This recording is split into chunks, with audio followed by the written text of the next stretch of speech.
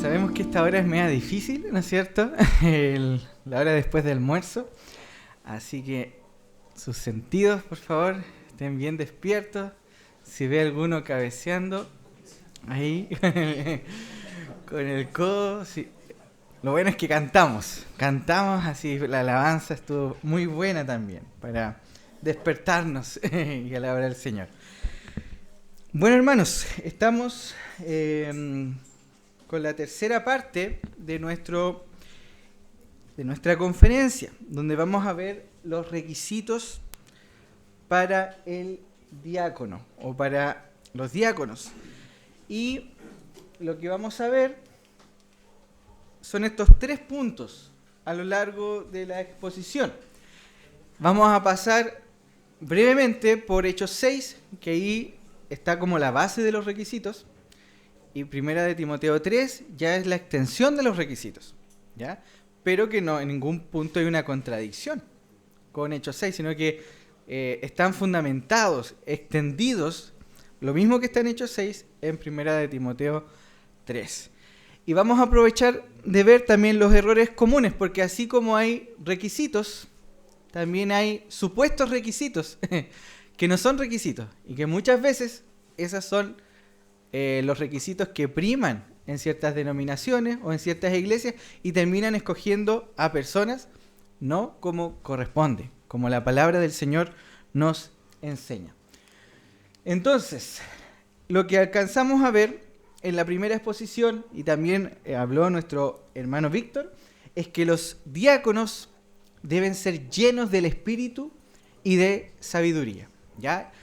¿Qué significa que una persona sea llena del Espíritu? Que esté influenciada por el Espíritu, que el Espíritu Santo la guíe. Un ejemplo más gráfico lo encontramos en Efesios 5, cuando dice que no nos embriaguemos con vino, sino ser llenos del Espíritu Santo.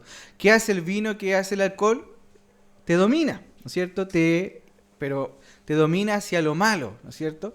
En cambio, el Espíritu Santo nos debe dominar, nos debe guiar a hacer lo que Él dispone en su palabra. Entonces, lleno de espíritu y por lo tanto de sabiduría. Son cosas que están conectadas. Aquí obviamente dejamos de lado el misticismo, ¿no es cierto?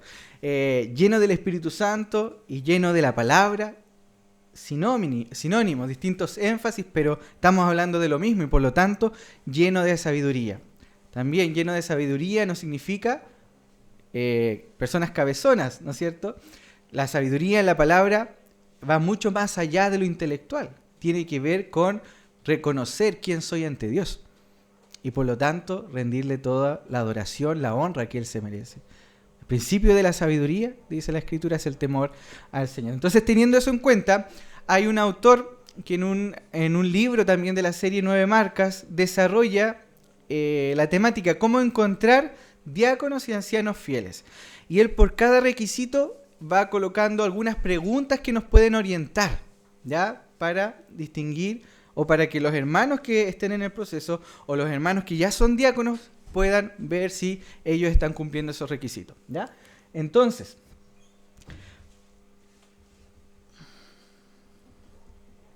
estas son algunas preguntas. El libro, al final lo voy a mostrar, se llama ¿Cómo encontrar ancianos y diáconos fieles? Entonces, una pregunta que nos puede orientar sería la siguiente. ¿Tiene el futuro diácono la reputación de estar lleno del Espíritu y de sabiduría? O sea, debe ser un hermano que tenga un testimonio, ¿ya? Que lo avale, ¿ya? De un hermano que en su vida, en las distintas áreas de su vida, se guía por la palabra. Que ha tomado decisiones en su vida a nivel familiar, laboral y eclesiástico, donde la palabra es la que lo orienta, donde la palabra es la que le guía, ¿ya? Segunda pregunta, ¿coloca a la persona el ministerio de la palabra y la oración por encima de las necesidades prácticas de la iglesia? Es una muy buena pregunta para hacerse como diáconos. ¿Por qué? Porque vimos ya en estas primeras 2 exposiciones que esa es la razón de ser, que la palabra y la oración fluyan. Entonces, si hay un diácono que tiene una idea de justicia social, de acabar con la pobreza en su comuna, obviamente va a distorsionar el propósito de una iglesia. ¿Ya? Entonces, sí, los ancianos están puestos para servir en las mesas, ayudar en las necesidades, pero siempre y cuando la palabra siga avanzando. Esa es la prioridad, que la palabra avance. ¿Ya? Tercero, es un siervo, es una persona que se caracteriza por servir. Es una persona que no desde el momento en que lo ponen en proceso de prueba empieza a servir, sino que es una persona que probablemente desde el primer día que llega a la iglesia se ve en esa situación, que está sirviendo, hay una necesidad y es atento. Es un siervo. Cuarto, evidencia el fruto del Espíritu, es otra forma de preguntar lo mismo.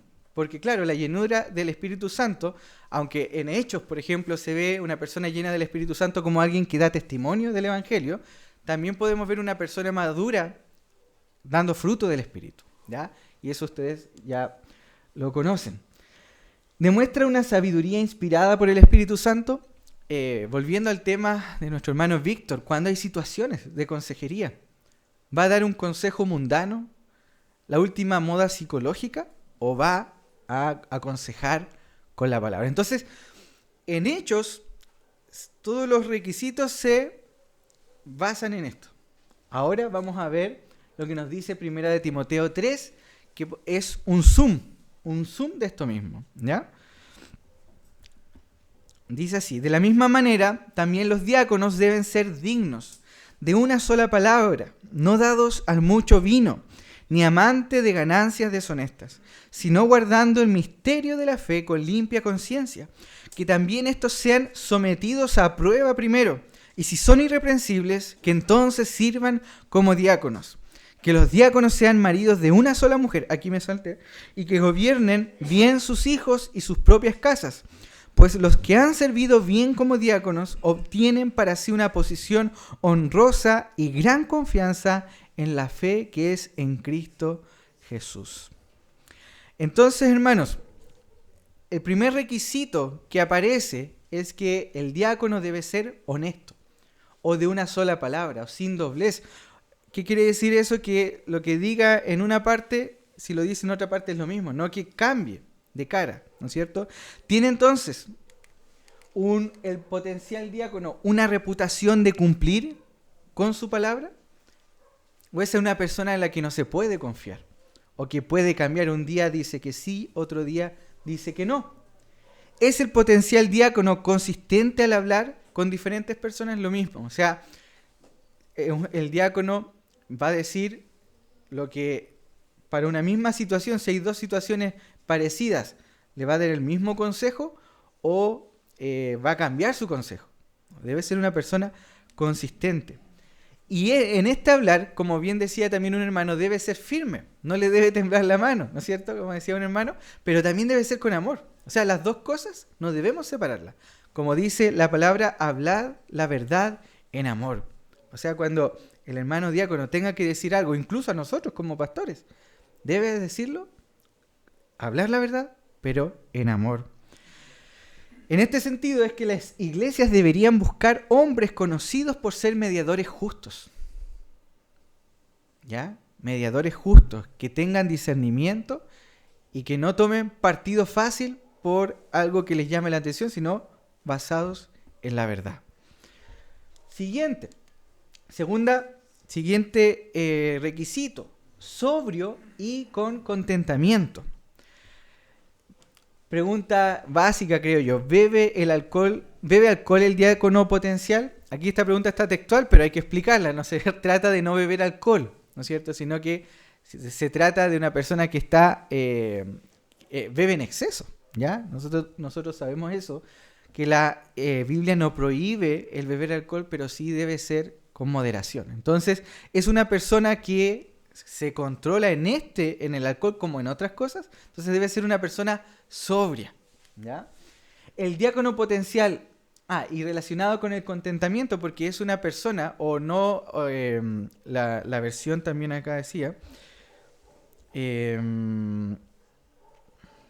ni amantes de ganancias deshonestas. Acá la LBLA dice no dados al mucho vino, ahí, ¿no es cierto?, sobrio, como dice otra versión, y ni amantes de ganancias deshonestas. Entonces, ¿por qué? Porque como vamos a ver también en la cuarta exposición, los diáconos manejan los dineros de la congregación o están estrechamente relacionados con eso. Entonces deben ser hermanos que experimenten un contentamiento cristiano cualquiera sea su situación. ¿Ya? Contentamiento me refiero a estar satisfecho en Cristo, tener plena satisfacción en Cristo independiente de nuestra situación. Entonces son personas que están contentas con lo que el Señor le ha dado y si es que necesitan más, van delante del Señor y le ruegan o trabajan más, pero no son personas que frente a la necesidad ven alguna oportunidad y se van a servir o se van a aprovechar de esta posición. ¿Ya?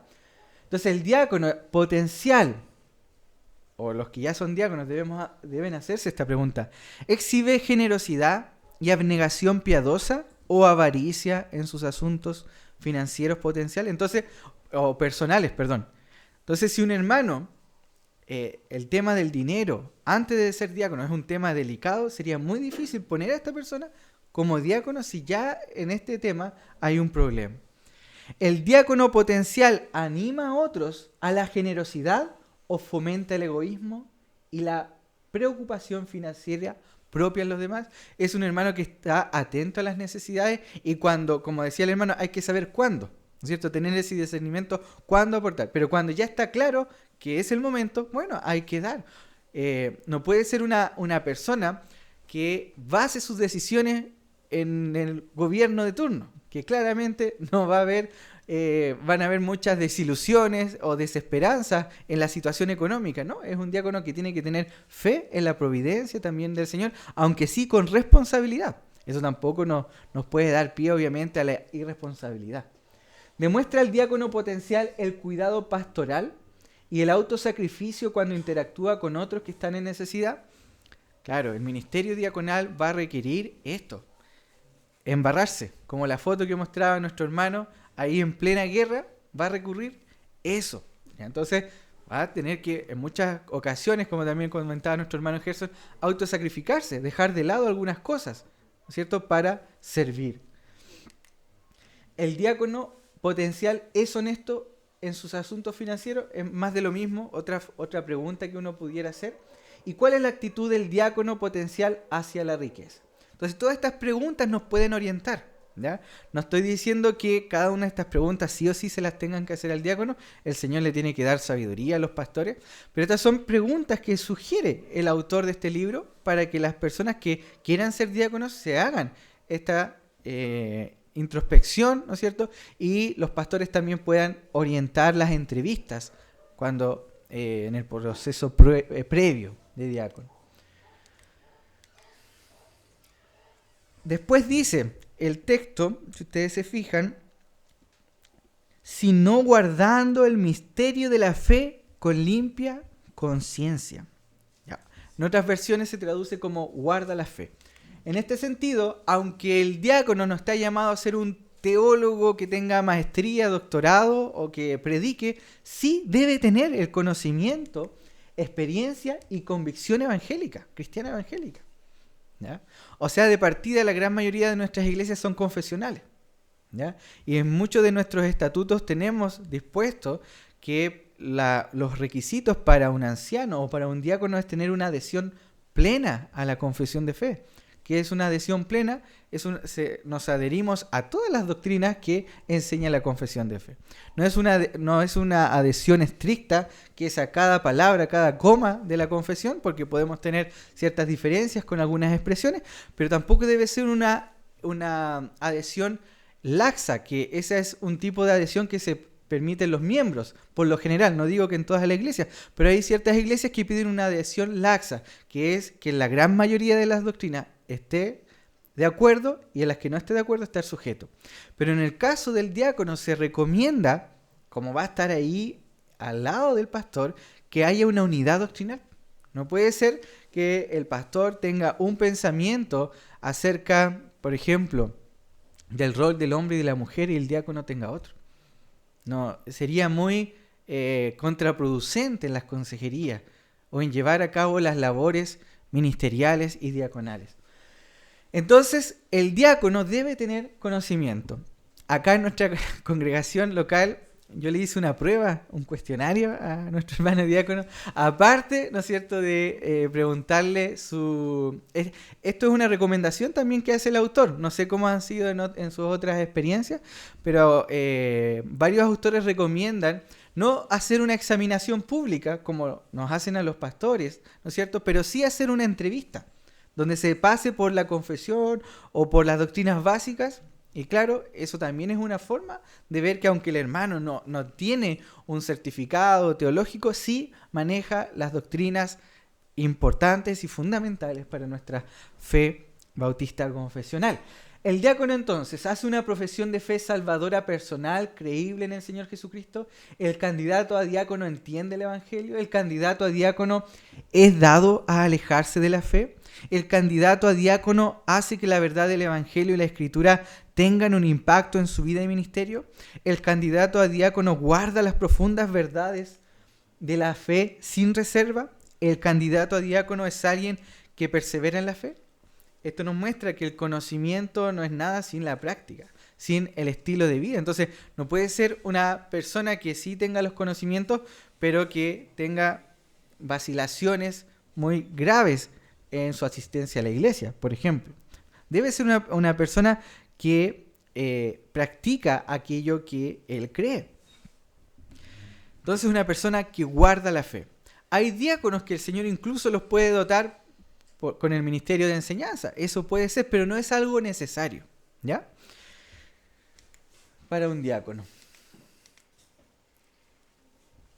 La Escritura también, si me siguen en la lectura de 1 de Timoteo 3, dice que también estos sean sometidos a prueba primero, y si son irreprensibles, que entonces sirvan como diácono. Entonces aquí el principio del versículo es que el diácono sea un hombre probado y verdadero. O sea, que haya demostrado un servicio sin ser diácono, pero que también, antes de ser diácono, tenga un proceso de prueba, donde la congregación pueda confiarle ciertas actividades, ciertas áreas de servicio, y él pueda ser responsable y demostrar, ¿no es cierto?, también su competencia. Entonces, ¿es el candidato a diácono un cristiano maduro y en crecimiento?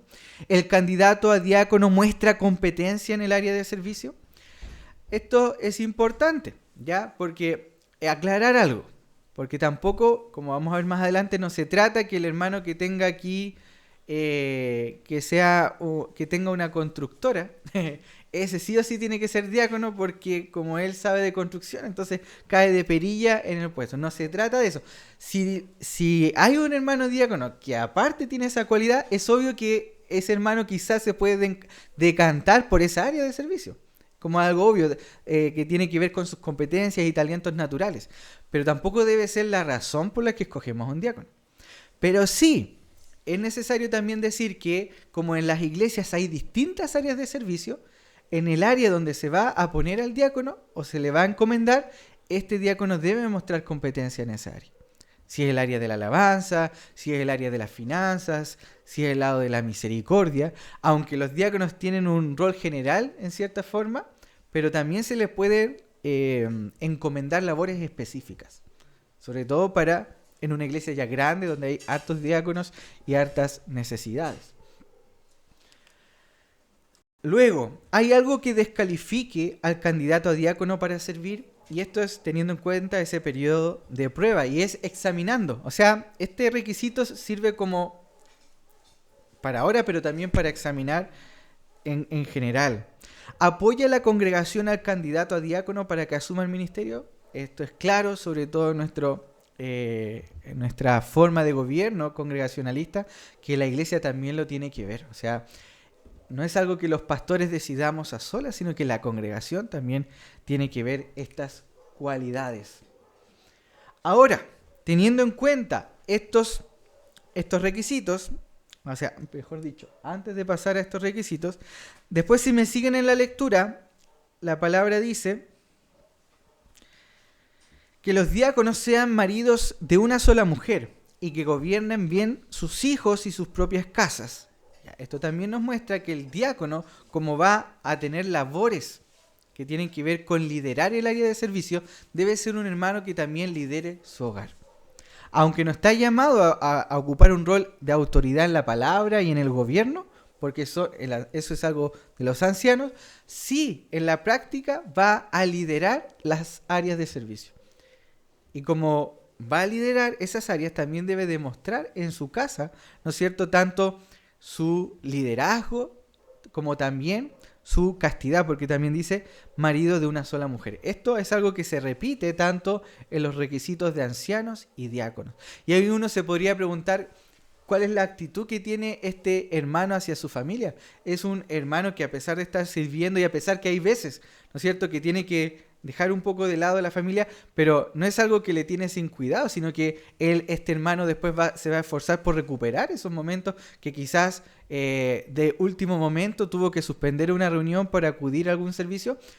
Es un hermano que después lo va a recuperar, que está atento de su familia, que cuida a su familia, que no se deja absorber totalmente por el ministerio. Tiene que tener este sano equilibrio entre responder a las necesidades y cuidado de su familia con las necesidades del ministerio. ¿Ya? Ahora, hermanos, pasemos a los errores comunes a la hora de buscar diáconos. Aquí el libro que recomendó nuestro hermano Víctor, Diáconos, de 9 marcas, habla de estos errores. Y hay típicos casos, ¿no es cierto?, donde se suele confundir ciertos requisitos o ciertas prácticas, tradiciones, con los requisitos. Así que les animo a estar atentos a esta parte para que, si en algún momento hemos procedido de esta manera, tomar el rumbo bíblico. Vamos a poner casos hipotéticos también, que son los mismos que propone el libro. Pedro, el pastor en formación. Hay ciertas congregaciones donde se asume que para ser pastor sí o sí tienes que pasar primero por el diaconado. Se asume eso. Se piensa que el diaconado es como un trampolín hacia el ministerio. Y ahí tenemos un mal concepto. Un requisito inexistente en la escritura para el anciano y también una carga a ese diácono que la escritura tampoco le pone. He oído, por ejemplo, le pueden decir algunas personas, he oído que te van a hacer diácono. ¿Cuánto tiempo crees que pasará antes de que te hagan ancianos? Y ponen, ¿no es cierto?, esa presión. Obviamente, un diácono podría ser anciano en el futuro, o pastor en el futuro, pero no es un prerequisito. Recordemos que los roles de ancianos y diáconos son distintos. Tienen requisitos parecidos, pero no son idénticos. Tienen requisitos parecidos, pero no son idénticos. El diácono enfocado en el servicio y los ancianos enfocados en la palabra, en el ministerio de la enseñanza a los ancianos, y los diáconos en el ministerio de la misericordia. Otro caso hipotético, Terrance, aquí podría haber cambiado los nombres, los dejé igual que en el libro. Terrance, el reparador. Eres bueno arreglando cosas, deberían hacerte diácono. Y ahí está la imagen de, hágalo usted mismo, ¿no es cierto? Si llega ese hermano por la puerta de esa iglesia, usted, ya, este es el diácono que estábamos esperando. Aunque es una buena cualidad, no está en la lista de requisitos, hermanos. Puede apoyar a un diácono en tareas de reparación. Esto es importante porque el diácono puede pedir ayuda a otros hermanos, hacer equipos de trabajo, y este hermano que tiene talento en la construcción puede ser parte de este equipo, pero no necesariamente por tener esos talentos o esa formación va a ser diácono. ¿Ya? Siempre hay que volver a los principios bíblicos. Otro típico error es el siguiente: Sam el calculador. El presupuesto de nuestra iglesia es un desastre. Estamos viendo otro déficit financiero y no tenemos ninguna proyección de fondos clara para el próximo año fiscal. ¿Por qué no nombramos a Sam como diácono? ¿Acaso su trabajo no es resolver los problemas financieros de la gente? Puede también estar esta tentación en una iglesia. Al ver a un hermano que es contador o que tiene habilidades en las finanzas, al tiro, diácono. ¿ya? Y aunque obviamente a la persona que va a estar en finanzas debe tener cierta competencia en el área, sobre todo si es diácono, no debería ser una persona que solamente tenga eso, solamente tenga esas cualidades. Sí, son deseables, pero no debemos saltarnos los requisitos bíblicos, llenos del Espíritu Santo, llenos de sabiduría, sobrios, con contentamiento, no deseosos de ganancias deshonestas, que guarden el ministerio de la fe, que tengan sus casas con un liderazgo sano. Entonces, insisto, no debemos saltarnos los requisitos. Cuarto, Cliff el corporativo. Los seminarios pueden enseñar idiomas, le dicen a esta persona, antiguos, benditos sean, pero no pueden enseñar habilidades directivas. Lo que esta iglesia en verdad necesita son algunos diáconos que tomen decisiones con un sentido empresarial. Claro, y este también puede ser una tentación en una iglesia, tener directivos, diáconos directivos. Y aunque sí hay roles en que los diáconos van a tomar acciones directivas en cierta área, no estamos tratando con una empresa, hermano. No es lo mismo. Aunque hay muchos símiles, ¿no es cierto? Uno puede comparar muchas cosas, pero la iglesia no es una empresa. Entonces, ¿qué es lo que hace una empresa? La máxima de una empresa, ofrecer un servicio al menor costo, ¿cierto? Y vender a la mayor cantidad de personas. Eso no es nuestro principio en el cual nos regimos como iglesia, ¿ya? Entonces, nuevamente, debemos ir a los requisitos bíblicos.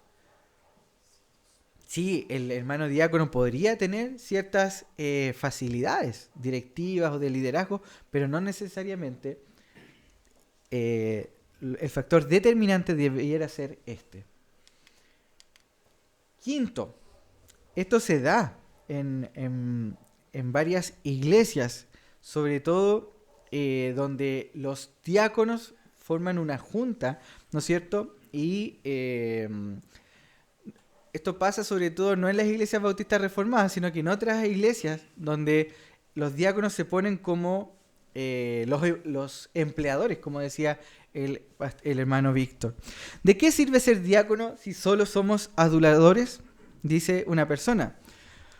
Por supuesto que lo digo al pastor Dave las cosas como son. ¿Quién más lo hará? Además, solo quiero mantenerlo humilde. Lo último que necesitamos es un pastor engreído. Entonces, como si fuera un gallito de poderes. Y no, ese no es el rol del diácono. El rol del diácono es, primero, como decía, tener lealtad a su Señor Jesucristo. ¿Ya? Y ahí apoyar al pastor y al avance del evangelio. Y obviamente, si el pastor se está desviando, hay otros procesos. Pero la razón de ser del diácono no debiera ser tener un contrapeso.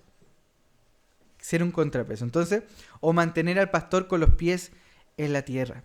Tampoco debe ser esa la intención por la cual un diácono debe aspirar al ministerio o por la cual debamos escoger. No, este hermano sí le va a poder decir al pastor que no, escojámoslo a él. No, no debe ser una persona así. Aunque sí, si está bíblicamente basado y con los respetos, ¿no es cierto? Y con los canales que dispone la Escritura, no estamos hablando de que los pastores seamos intocables. Pero no debe ser esta la razón de existir de un diácono. Nuevamente, debemos ir a los requisitos bíblicos. Y sexto caso, Steve el pseudo anciano. Los ancianos proponen las cosas y los diáconos las dirigen. En serio, si quieres conseguir que se haga algo importante por aquí, tienes que convencer a los diáconos. También puede existir este modelo y que puede pasar en algunas iglesias, que primero tiene que pasar, o sea, el pastor prácticamente no puede tomar ninguna decisión y todo tiene que pasar por los diáconos, ¿ya? O los hermanos también. Todo tiene que pasar por los diáconos. Eso tampoco es algo que nos vemos en la Escritura, hermano. Es algo totalmente contrario. El anciano está destinado o comisionado para el Señor para lo que tiene que ver con los asuntos espirituales Y claro, los diáconos para lo práctico, pero tampoco puede haber una división, una separación tajante, ¿ya? Donde, como decía también nuestro hermano, no, aquí no se meta usted, no, aquí nosotros nos encargamos, ¿no? El pastor es obispo también y supervisa la congregación, por lo tanto, el pastor guía todas las áreas de la congregación, las lidera, los diáconos sirven también en esto y muchas veces tienen más competencias en las áreas a las cuales se les otorga la responsabilidad. Y obviamente uno como pastor, si confía en su diácono y el diácono ha demostrado, va a confiar en el criterio de los diáconos. Pero no es como que tengo que conseguir su permiso, el permiso del diácono, ¿ya? Como si el diácono fuera una especie de obispo o de pseudo anciano. Nuevamente, hermanos, en cada uno de estos casos debemos ir a los requisitos bíblicos. Y bueno, antes de pasar a las conclusiones, la típica pregunta, ¿qué hay de las mujeres? Claro, porque también en el texto, ¿no es cierto?, se habla de las... vamos a ir, por favor, al texto. Primera de Timoteo 3.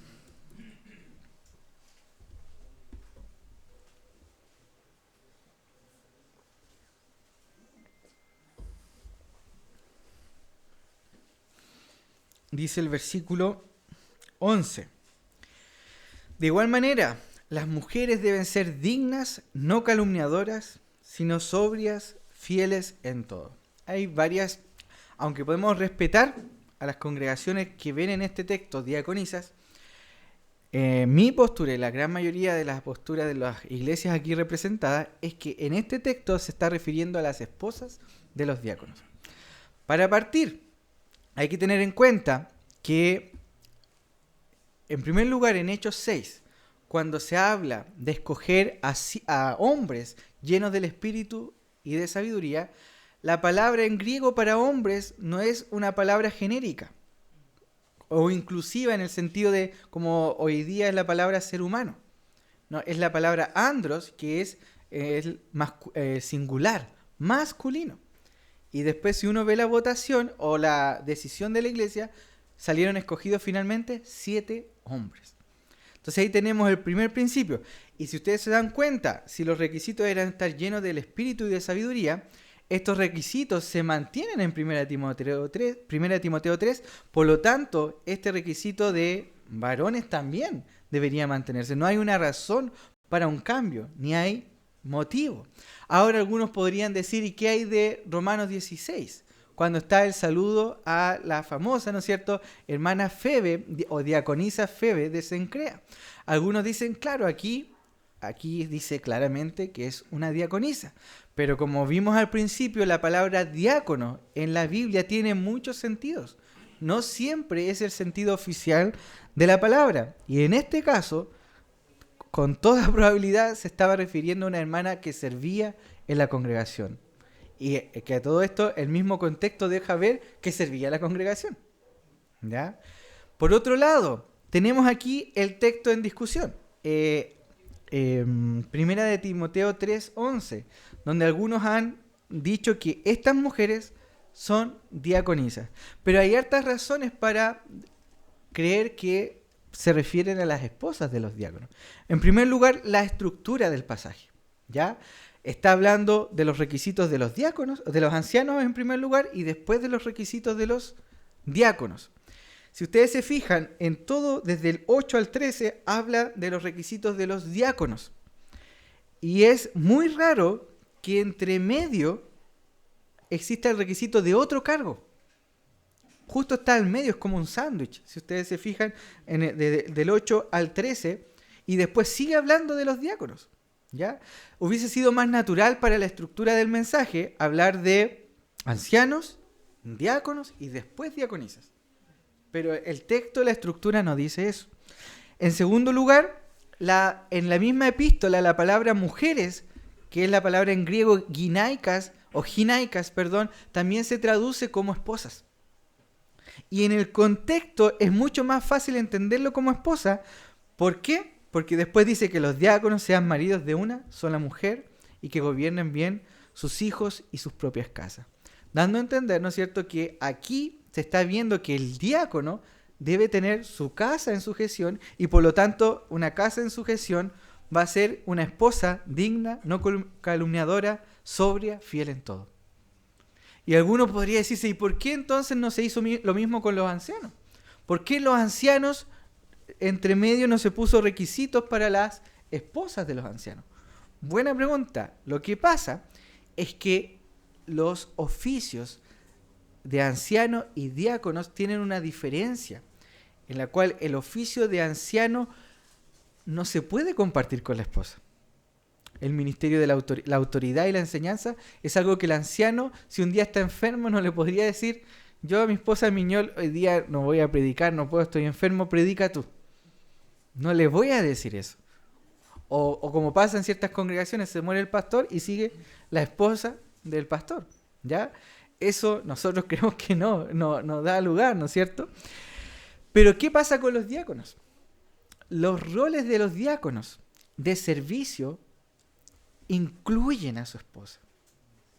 Y se puede compartir el oficio, de tal manera que los dos pueden servir. Eso no significa que en el rol de anciano no sirvan juntos, sí, sirven juntos, pero hay una distinción muy clara entre el oficio del anciano, que tiene que ver con el ministerio de la palabra, supervisar una congregación, ¿ya? En cambio, el servicio en una congregación sí se puede compartir con la esposa, sobre todo cuando se atienden a viudas, que era el principio de los diáconos, ¿no es cierto? Fue la atención a viudas. Estos 7 hombres que fueron escogidos en Hechos 6, ¿ellos solos llevando el trabajo, visitando viudas? Probablemente no. Iban a necesitar mujeres que les ayuden y sobre todo a sus esposas. Entonces, hermanos, aunque respetamos a hermanos que ordenan diaconisas, la postura que por lo menos tengo yo y que tenemos la gran mayoría, o entiendo todos los pastores de Abar, es que esto se refiere a las esposas de los diáconos. Y eso nos abre otro requisito, que el hermano diácono, si está casado, nos debemos fijar también en la vida de la hermana. No fijar, sino que evaluar si la esposa de este hermano cumple con estos requisitos. Porque sí puede ser un hermano que sea muy servidor, que sea lleno del Espíritu Santo. Pero ¿qué pasa si su esposa es una recién convertida? Habría que esperar. No es que se le diga, no, usted nunca más va a ser diácono, sino que se puede esperar que la esposa adquiera una madurez, ¿no es cierto? Y ahí, ¿no es cierto?, ordenarlo como diácono. Por mientras puede seguir sirviendo en la congregación, obviamente, pero como diácono habría que esperar hasta que su esposa también tenga el nivel de madurez que los mismos principios bíblicos enseñan. Como conclusiones, hermanos, nuevamente, lo repito, el ministerio diaconal es un ministerio esencial y necesario. Es esencial, hermanos. Así que debería ser la oración de nuestras congregaciones orar para que haya más diáconos. No hay un número fijo. No es que tengamos que escoger 7. Lo digo porque en cierta parte de la historia algunas iglesias dijeron, no, como la iglesia primitiva ordenó 7, tienen que ser máximo 7. No, el número, hermanos, es ilimitado y depende de la realidad, pero debemos orar para que el Señor levante más diáconos. Debemos orar por los matrimonios también de estos hermanos. Si vemos hermanos, ¿no es cierto?, que tienen el potencial, pero vemos que todavía tienen algunos desafíos en su matrimonio, en su familia, orar, discipularlos, aconsejarlos, para que suplan eso y puedan seguir madurando de tal manera que puedan asumir en el futuro. Entonces debemos orar y honrar también este oficio. ¿Por qué? Porque facilitan el avance del Evangelio. Que al final de cuentas, hermanos, eso es lo esencial. Que el Evangelio fluya, no se detenga. Y si se dan cuenta, el mismo libro de Hechos tiene donde surgen los diáconos, tiene esta intención.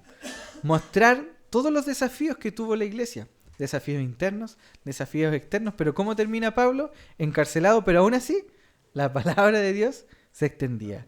La palabra de Dios se seguía predicando. Eso, amados hermanos, recordemos esto, pues los que han servido bien como diáconos obtienen para sí una posición honrosa y gran confianza en la fe que es en Cristo Jesús. Bien, estaríamos listos. Oremos.